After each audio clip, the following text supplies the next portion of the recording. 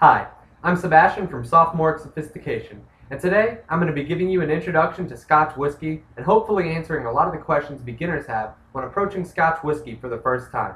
I'll be answering some questions like, what's a good Scotch for me to try? I'm new to this. Or, what's the difference between single malt and blended Scotch whiskies? People ask for it on the rocks or with water. Is that unmanly and should I be doing it? What type of glass do you use? And most importantly, how do I taste and appreciate Scotch Whisky? I'll be answering all that and more in this video. First of all, the difference between single malt whiskey and blended whiskey is single malt is the same product from start to finish. Of course it gets better, they age it, it goes through a certain process that differs from producer to producer, but you start with one spirit and you bring it through this process and this is what you end up with. It is one single product. Blended is the result of blending multiple different single malt whiskeys. Now, a lot of these are done for effects to give you a particular flavor that you can derive from other specific things within single malt whiskeys.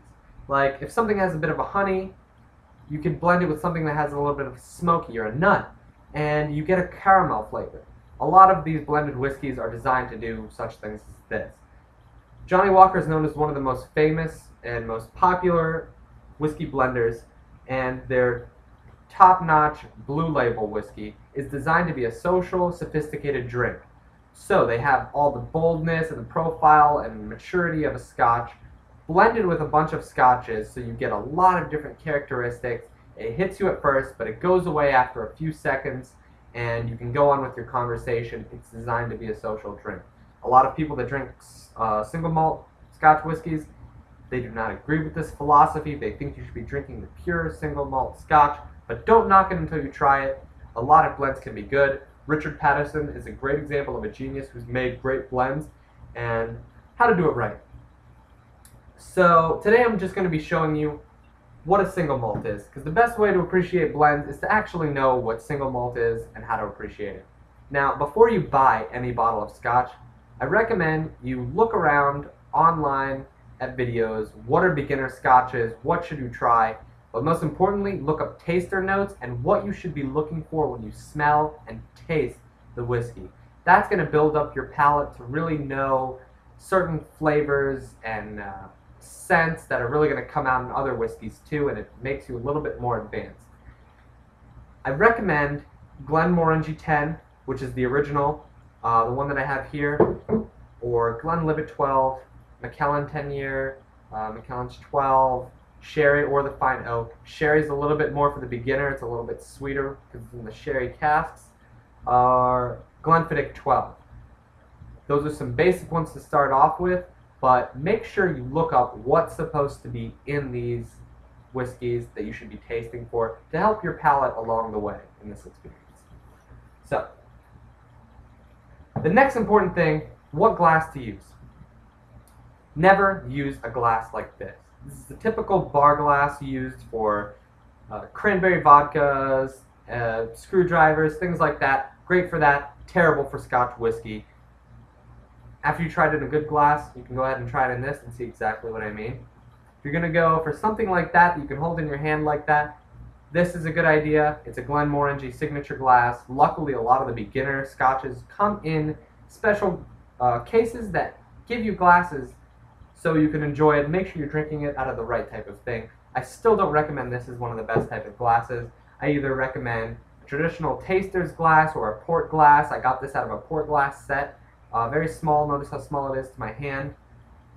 Or Glencairn, specifically designed for whiskey tasting glass. You can get these for about $15 online. It's great for your home experience. Now, first of all, you pour up a dram of Scotch. Now, when you're drinking Scotch, it should be a 30-minute experience. If you're not giving it 30 minutes, you're not giving it a just amount of time. Really make sure you give it a good 30 minutes through the entire experience. Now, I just poured up a dram of Scotch, which is what you call a serving of Scotch. It can be anything from a couple drops to 2 ounces. Okay? Now, first you're going to look at the color. Notice it's a very light color, a light gold, it's indicative of being young. Older ones will have a darker color, but do not let this fool you. A lot of producers will add artificial coloring to make you think you're having a mature, really oaky aged kind of Scotch. Don't fall victim to this. What it really comes down to is your nose and tasting. Now, when you have the Scotch, think of it as an intimidating woman that just came into a room. You don't want to stifle her, you don't want to go all over her, but you want to talk to her, you want to meet her. You know, let her enter her surroundings, let her get a little bit of air, you know, just take in her surroundings before you go up to her. Now, when you go to smell your Scotch whiskey, smell is going to be a very important thing. It's 50% of the profile. Move it from nose to nose, or nostril to nostril, sorry. And just kind of smell what it has underneath the alcohol that you're going to get first. The alcohol is going to be very harsh. Try to smell past it. You know, bring it back and reapproach it. Look past things that you've already smelled and try to get other new smells from it. So, do it very soft, like you're meeting this woman. Hi. How are you? Nice to meet you.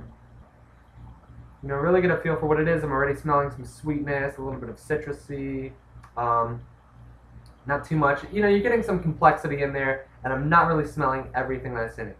Now, you can do a couple things at this point. If you're in a professional setting and somebody pours you a dram of Scotch, take it in your mouth, keep it on your tongue, bringing it to your tip, the middle of your mouth, the sides of your mouth, not swishing it, just roll it around for a good 5 to 10 seconds, and swallow it, and you know, just go about your business.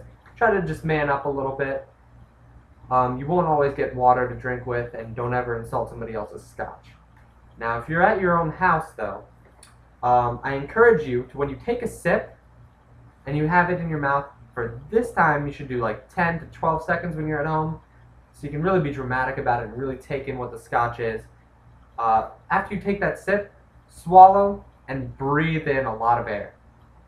Give it about 10 seconds. You're going to feel that Scotch come back up, and you're going to be breathing it.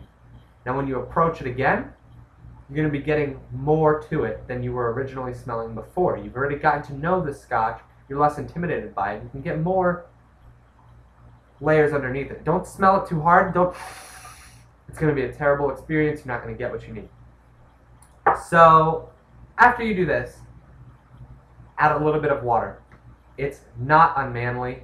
The only thing unmanly in my book is to put ice on it, because you're constricting the flavor molecules, you're not letting it out, you're ruining the Scotch. And that's not being a man. Somebody tended to this for over 10 years. Don't you dare put ice in it. But put a little bit of water. It depends on which type of Scotch it is, how much water you add. You can always add more. You can't ever take away. So be very careful when you're adding this. I just add a couple drops, just a little bit. Now what's going to happen immediately, the Scotch is going to cloud up.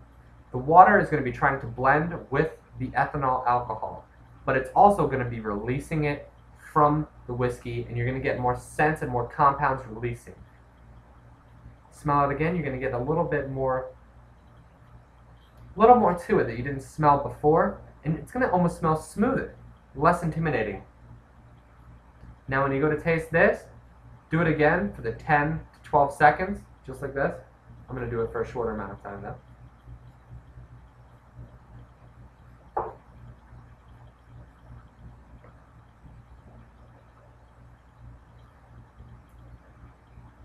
Kind of breathe a little bit of air over it, giving it some air and releasing the flavors in it.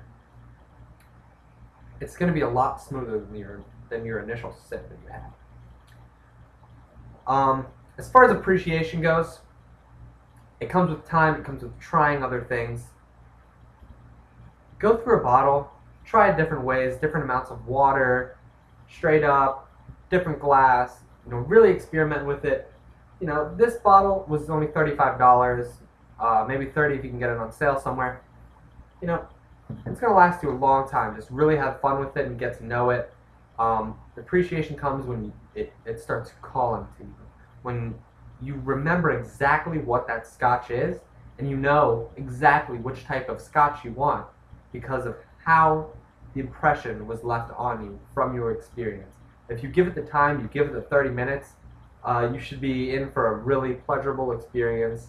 Um, it's a great experience, and it's very good to know in the business world. And when you go to ask somebody to marry you, your dad pours or her dad pours you up a dram of scotch. You better know how to handle that. I hope you guys learned a lot from this. If you have any questions, anything I didn't mention, please post comments, and I'll be happy to get back to you guys as soon as possible. Thanks, guys, and happy tastings.